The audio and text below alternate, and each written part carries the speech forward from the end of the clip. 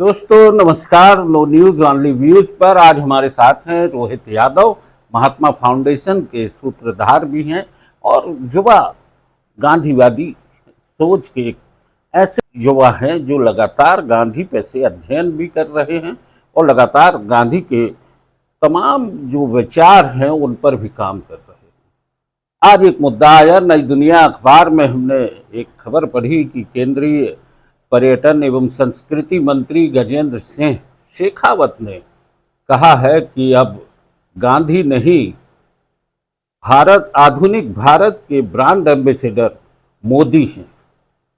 तो क्या गांधी की तुलना मोदी से की जा सकती है या मोदी को गांधी के बराबर रखा जा सकता है? आज इसी मुद्दे पर चर्चा है। रोहित भाई, हम आपका स्वागत करते हैं। बहुत बहुत और धन्यवाद। जो हमने आपको बताया, क्या गांधी और मोदी में कहीं कोई समानांतर कुछ आपको नजर आता है क्या? देखिए, मैं ये चर्चा शुरू करने से पहले एक विशेष बात कहना चाहूँगा कि यहाँ हम कोई राजनीतिक विश्लेषक के तौर पे चर्चा ना करें, ना ही मैं कोई डॉक्टरेट हूँ गांधी के ऊपर, ना कि मोदी के ऊपर। मगर हाँ, एक आम नागरिक होने के नाते जितनी मेरी समझ है गांधी को लेकर, मेरा जितना पठन पाठन अध्ययन रहा है, मैं उसके आधार पे बात करूँ तो मुझे गांधी एक बहुत सामाजिक व्यक्तित्व का व्यक्ति लगता है जो समाज सुधारक है। मोदी में एक राजनीतिक व्यक्तित्व नजर आता है जो कि दोनों ही विपरीत दिशाओं में है एक दूसरे से। इसलिए यदि उनके आधार पर, मुझे नहीं पता उन्होंने किस आधार पर ब्रांड एम्बेसडर घोषित कर दिया, क्योंकि मोदी खुद जब जाते हैं तो वो जाकर बोलते हैं कि मैं गांधी के देश से आया हूँ, और दुनिया भर के 90 देशों में जहाँ गांधी स्थापित हैं वहाँ पे उनकी मूर्ति है, जहाँ वो पूजनीय है। मुझे नहीं लगता कि मोदी अभी उस स्थान तक पहुँच पाए हैं जहाँ पे उनका कंपैरिजन किया जा सके। क्यों? क्योंकि एक लिविंग लाइफ के साथ अभी वो, उनको मुझे नहीं लगता कि उन्हें लाइफ टाइम कोई अचीवमेंट अवार्ड दे दिया गया है, या वो समाज के दायरे में आ गए हैं या उससे बाहर चले गए हैं। इसलिए ये महत्वपूर्ण बात होगी कि ये देखना कि गांधी को आप किस आधार पे कर रहे हो और उन्होंने किस भाव से कहा है। मैं तो ये नहीं समझ पा रहा हूँ। नहीं, आजकल एक चीज हो गई है रोहित भाई कि मोदी जी को किसी तरीके से ऐसा स्थापित करने का प्रयास हो रहा है जो कि एक संघ की अपनी सोची समझी रणनीति हो सकती है या भारतीय जनता पार्टी की, बहरहाल वो अपनी बात हो सकती है। लेकिन दो तुलनाओं पर हम अगर बात करें तो राष्ट्रपिता महात्मा गांधी, जो कि आज़ादी के आंदोलन के दौर में एक विचार के साथ खड़े होते हैं और उसके बाद वो संघर्ष करते हैं, वो राजनीतिक और सामाजिक आज़ादी के बीच से एक रास्ता बनाते हैं। वो देश की तमाम लोगों को एक नया ऊर्जा देने का प्रयास करते हैं। एक बहुत महत्वपूर्ण बात है, जैसे आपने अभी बोला कि कोई एक नया नैरेटिव जिसको मैं कहूँ सेट करने की कोशिश की जा रही है। तो देखिए, ये कोशिश 2014 से चल रही है। पहले उन्हें नेहरू के समकक्ष दिखाने की कोशिश की गई। अब जब उनको समझ में आया कि वहाँ नहीं फिट हो पा रहे हैं तो कुछ एक नया नैरेटिव गढ़ा जाए। और केंद्र सरकार का कोई भी मंत्री अपनी मर्जी से एक शब्द नहीं बोल सकता, ये आप और हम सब जानते हैं। मैं कोई राजनीतिक द्वेष की बात नहीं कर रहा हूँ, मैं उनकी सीमाएं बता रहा हूँ, जैसा मेरा उनका पिछले 12 साल की शासन में अनुभव रहा है। अब रही बात उनके कंपैरिजन की, तो मैं कुछ छोटी छोटी बातों से शुरुआत करता हूँ। आपने बोला एक जन चेतना खड़ी करी उन्होंने जब वो लौट के आए अफ्रीका में। आप अफ्रीका का आंदोलन देखें, जब वो 1893 में उनको ट्रेन से फेंका जाता है, वो वहाँ से आंदोलन शुरू करते हैं, 21 साल भारत से बाहर रहते हैं। और यहाँ अगर मैं मोदी का जीवन की शुरुआत देखूं तो दोनों एक दूसरे के विपरीत है। पहले हम, क्या होता है जब कोई बात को सिद्ध करना चाहते हैं तो या तो हम ये स्वीकार कर लें कि हाँ वो दोनों समकक्ष है और उनमें समानता ढूंढे, या उनमें क्या विपरीत हो सकता है ये ढूंढे। तो जो घटना आपने बताई, मैं एक छोटी सी बताता हूँ कि चंपारण का पहला आंदोलन था जहाँ नील की खेती का विरोध करने गांधी जी को एक आम किसान बुलाने आता है, और वो उसके बुलावे पे वहाँ पहुँच जाते हैं। जाके देखते हैं वहाँ पे कि एक स्त्री जो है वो एक कपड़े में रहती है, उसकी सास और बहू एक साथ मिलने नहीं आ पाती क्योंकि घर में एक साड़ी होती है।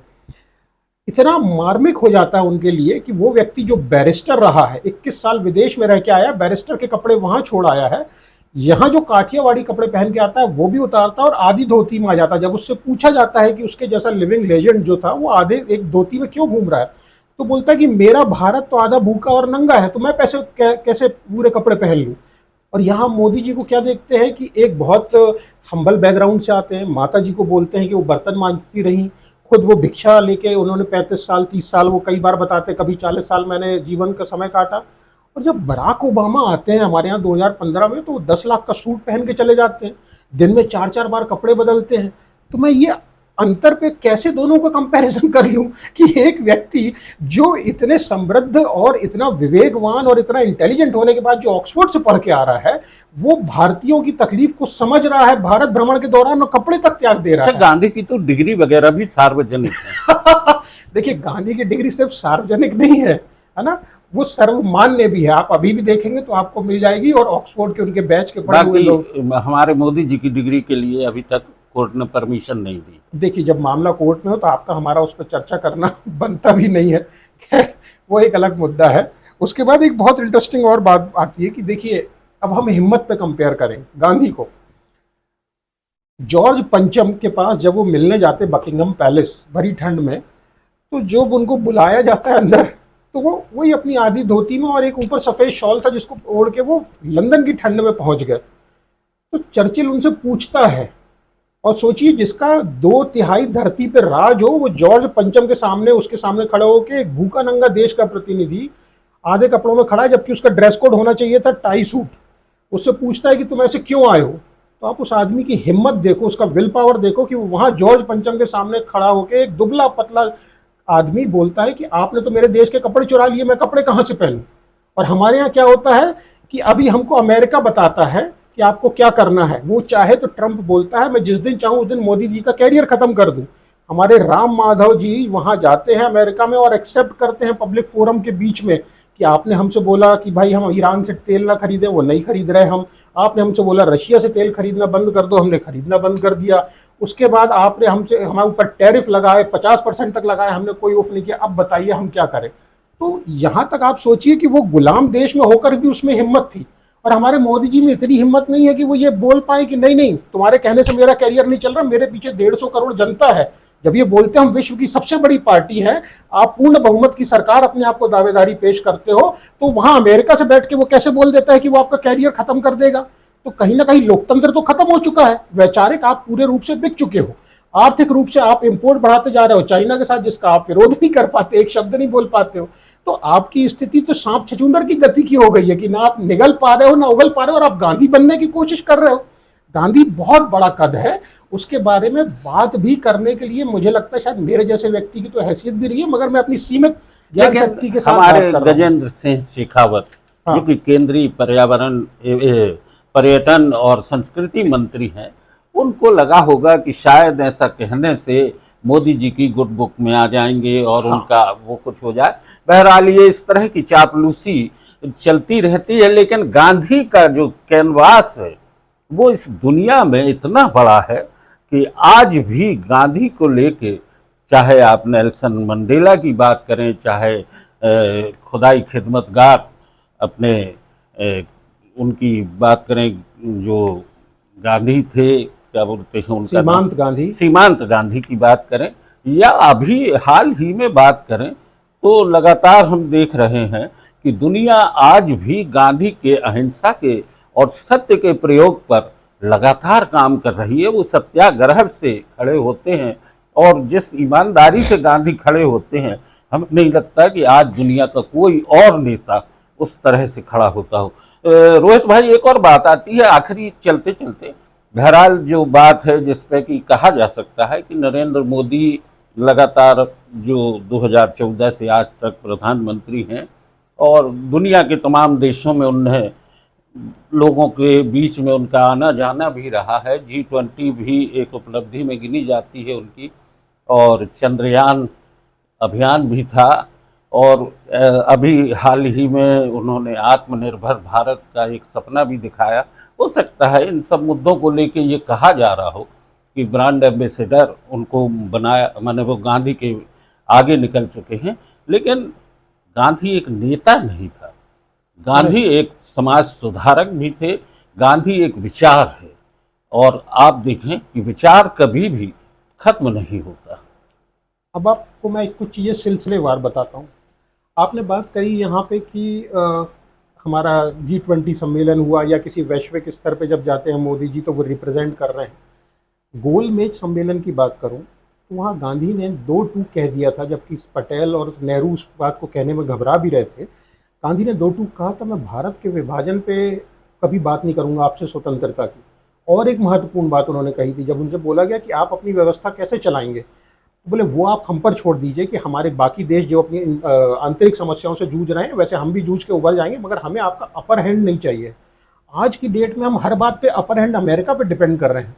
ये हमारी बड़ी शेमफुल बात है कि 75 साल हो चुके हैं हमारी आज़ादी के, आप आत्मनिर्भरता की बात कर रहे हो, आत्मनिर्भर भारत की, और आप अपनी रणनीतिक तौर पे आत्मनिर्भर नहीं बन पा रहे हो। आपके युद्ध की सीज फायर की जो घोषणा है वो अमेरिका से हो रही है, तो आप कैसा आत्मनिर्भर भारत बना रहे हो जो अपनी खुद की विदेश नीतियां नहीं डिसाइड कर पा रहा, घर के अंदर के मामले नहीं डिसाइड कर पा रहा। आप काहे के विश्व गुरु बनने जा रहे हो? आपको तो कोई और रिमोट कंट्रोल करके वहां चला रहा है।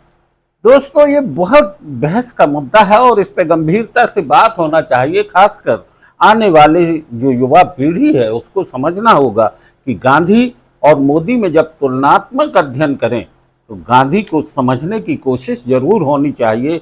गांधी उस गुलाम भारत का प्रतिनिधित्व करते हैं, उन किसानों के लिए खड़े होते हैं, उन युवाओं के लिए खड़े होते हैं, वो मेहनत कश मजदूर के लिए खड़े होते हैं। और गांधी चरखा चलाते हुए जब कहते हैं कि हम मैनचेस्टर से सीधा सीधा एक टकराव कर रहे हैं, हम अपने देश के लोगों का कपड़ा खुद बना रहे हैं, खादी का उन्होंने जो प्रयोग किया वो भी एक अद्भुत था। और आज जब हम विदेश के कपड़े पहनते हैं, ब्रांडेड कपड़े पहनते हैं और बाहर जाते हैं, तो हमें ये सोचना होगा कि हम गांधी के बारे में बात करें। निश्चित तौर पर नरेंद्र मोदी जी एक अपने तरह के व्यक्तित्व हो सकते हैं, पर वो राजनेता हैं। सत्ता और समाज सुधारक के बीच में तुलना करने में हमेशा आपको ध्यान रखना होगा कि गांधी बहुत बड़ा व्यक्तित्व है और दुनिया के तमाम देशों में गांधी को पूजा जाता है, गांधी को सम्मान के साथ देखा जाता है। रोहित भाई, आज आपने चर्चा की, बहुत बहुत धन्यवाद। आगे भी इस मुद्दे पर हम आपसे बीच बीच में राय लेंगे। और आज की चर्चा यहीं तक। धन्यवाद।